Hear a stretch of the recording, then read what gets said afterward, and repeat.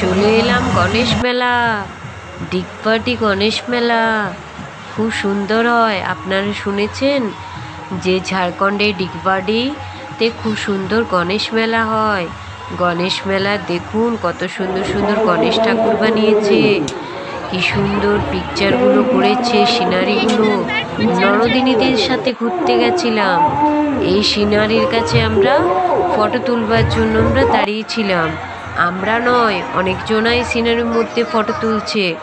তো কত ভিড়, ভিড়ের মধ্যে কেউ কাউকে আমরা দেখতেই পাচ্ছি না। এত ভিড়ের মধ্যে আমার বাচ্চা বলছে চলো আইসক্রিম খাবো।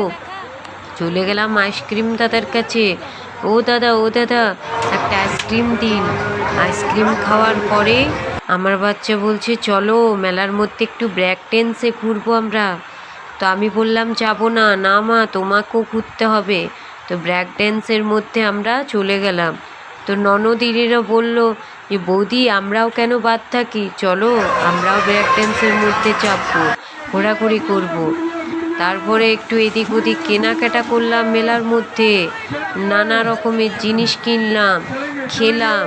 খাওয়ার পর অনেক ঘোরাঘুরি করার পর খুব টায়ার্ডনেস হয়ে গেলাম, বললাম চলো এবারে